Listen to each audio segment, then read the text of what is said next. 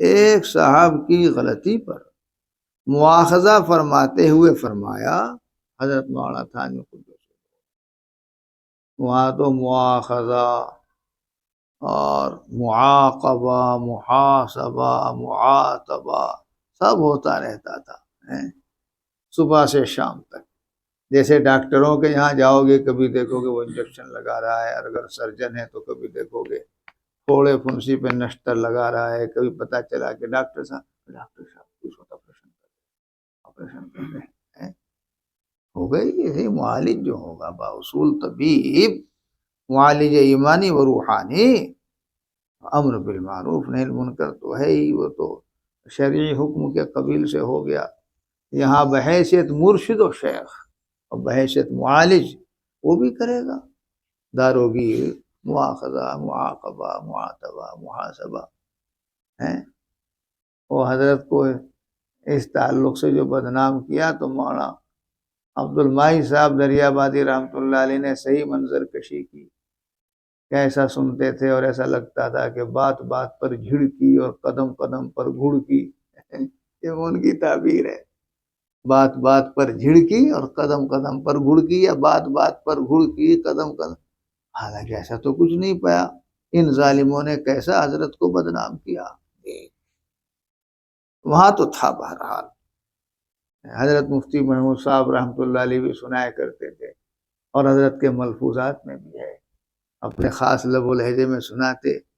ایک صاحب آئے اور انہوں نے حضرت سے یہ پوچھ لیا، اور حضرت کو اس پر بڑی ناراضگی، کہا نکالو ان کو خانقاہ سے، خانقاہ سے نکالا جا رہا ہے۔ اور حضرت جلال آبادی قدس سرہ بھی سناتے تھے کہ دیوبند میں مدرسہ اسلامیہ دیوبند دارالعلوم میں پڑھنے والے بعض طلباء تھانہ بھون گئے حضرت کی زیارت کے لیے، ملاقات کے لیے، کچھ بات سننے کے لیے، اتفاق سے سائیکل پر چلے گئے۔ اسے پہلے بائیسیکل کہتے تھے، بائیسیکل، سائیکل۔ اور اس وقت طالب علم کا سائیکل پر جانا ایسا جیسا آج کل اپنی گاڑی پر، چار پہیوں کی گاڑی پر، بلکہ اب تو گاڑی کی بھی اتنی حیثیت نہیں رہی، گاڑی بھی کیا کہتے ہیں اسے، متبذل ہو گئی، ہاں پامال ہو گئی، وہ بھی ایک عام سی چیز ہو گئی، کوئی بڑی بات نہیں رہی۔ اس وقت تو سائیکل کی سواری، سائیکل کس کے پاس تھی بھائی؟ ہمارے بچپن میں اس گاؤں میں چند سائیکلیں ہوں گی، یہ تو حضرت تھانوی قدس سرہ کا زمانہ ہے، تو گویا ایک طرح سے شاہی سواری سمجھی جاتی تھی سائیکل پر چلا جانا۔ حضرت جلال آبادی قدس سرہ کا سنا ہے وہ واقعہ ہے، حضرت والا گھر سے خانقاہ تشریف لائے، دیکھا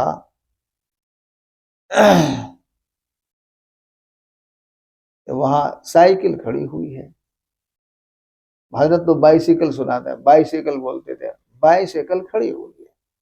پوچھا یہ بائیسیکل کس کی ہے، یہ بائیسیکل کس کی ہے؟ حضرت جلال آبادی بتایا گیا کچھ طلبہ ہیں دارالعلوم دیوبند سے آئے ہیں۔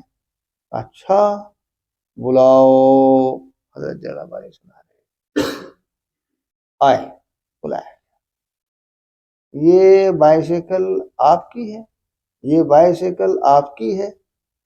جی حضرت۔ او ہو اچھا۔ پھر حضرت کی نظر پڑ گئی ذرا کچھ دھاری دار کپڑا پہن رکھا تھا، ذرا کچھ دھاری دار، اور یوں حضرت ایسے کر کے بتا رہے چلا رکھا تھا، جس میں ذرا زیبائش تھی، تزین تھا، تشین تھا۔ اوہو معلوم ہو گیا مزاج میں کچھ تشین ہے، تزین ہے۔ طالب علم اور بائیسیکل کی سواری، طالب علم اور بائیسیکل کی سواری، چلے جائیے گا، نکل جائیے گا، چلے جائیے گا۔ حضرت جلال آبادی قدس سرہ نے روانہ کر دیا۔ اب کہاں سمجھ میں آئے، اب تو سائیکل تو کوئی چیز ہی نہیں رہی، سائیکل کا کیا، اب تو گاڑی بھی پامال سی چیز ہو گئی، اور پھر ان چیزوں پہ کون گرفت کرتا ہے۔ حضرت تھانوی قدس لوگ یہاں تو اصلاح کی جاتی تھی، سدھارا جاتا تھا، سنوارا جاتا تھا، اور سب سے پہلے سدھار و سوار دماغ کا اور دل کا اور مزاج و مذاق کا، ادھر تو اب لوگوں کی نظر بھی نہیں ہوتی، ورنہ کسی کڑکڑے شاہ کو خانقاہ میں نہیں گھسنے دینا چاہیے۔ کڑکڑے شاہ جانو، نہیں جانتے، ہاں، کوئی کڑکڑے شاہ یہاں بیٹھے نہ ہو چھپے چھپائے، ہاں، ارے بھائی، ہاں، ارے سادگی پیدا کرو، ہاں، ان سے کیا ہوتا ہے بھائی، کڑکڑے شاہ، ادھر ادھر مت دیکھو، کبھی تم ادھر دیکھنے لگو شرما جامے کوئی کسی وجہ سے، اگر ہاں ویسے تو کڑکڑے شاہ، پھر آہستہ آہستہ یہاں کیا کہوں، نر نرے شاہ ہو جاویں، ہاں ہاں، مگر یہ کچھ ہونا نہیں، مزاج کے اندر سے نکالو یہ بات، مت نقل کرو ان کی جن کی تم نقل کرتے ہو۔ ہم نے اپنے بڑوں کو دیکھا، اتنا سادہ لباس و پوشاک، اب بھی ہم نے اپنے اساتذہ کو دیکھا، یہ تو اب جنہیں کچھ آتا جاتا نہیں تو کم سے کم لباس و پوشاک ہی بڑھیا سا پہن لیں، جو دولہا شاہ محسوس ہو یا بڑے عالم، حالانکہ آتا جاتا کچھ بھی نہیں، اس کے پاس اندر کمالات ہوں گے، انہیں ضرورت ہی نہیں اس باہر کے ٹیپ ٹلو کی، زیب و زینت کی، نباشد اہل باطن در پہ آرائش ظاہر، بے نقاش احتیاج نیست دیوار گلستاں۔ حضرت اقدس تھانوی قدس الروح طلبہ اور اہل علم کو ہمیشہ سادگی کی نصیحت فرماتے ہیں کہ یہ علو اور عظمت کی دلیل ہے سادگی۔ میں جسے دیکھتا ہوں کہ ٹیپ ٹلو زیب و زینت میں لگا رہے، سمجھ جاتا ہوں کمالات سے عاری ہے، ورنہ اس کی ضرورت ہی نہ تھی۔ وہ کڑکڑے شاہ جو کلپ لگا کر کے کھڑے وہ ہیں کڑکڑے شاہ، مگر اب شیخ ہی نہیں، جاؤ پہلے اپنا مزاج کچھ درست کر کے آؤ، ایسے کہیں رخصت نہ کر دے جیسے وہ رخصت کر دیا تھا حضرت جلال آبادی قدس الروح کا سنایا ہوا واقعہ، جی حضرت کچھ نہ پوچھو، اب تو زمانہ ہی کچھ اور طرح کا ہے، وہ سنبھال سنبھال کے لے چلنا پڑتا ہے حضرت، پہلے وہ امتحانات ہوتے تھے، امتحان ہوتا تھا، اور تصوف تو ایک شاہی چیز ہے، شاہی، بڑی لطیف، موٹی موٹی چیزوں کی اصلاح تو پہلے سے کر لیتے تھے لوگ، پھر جاتے تھے شیخ کے پاس، اس میں سنایا کرتے تھے۔ دو صاحبان ایک مرتبہ ایک بزرگ کے پاس ملاقات کے لیے، اصلاح کے لیے آئے، ان کی خانقاہ میں، اتفاق سے باہر حوض بنا ہوا تھا، مسجد ہوگی، مسجد میں بنا ہوگا، بیٹھے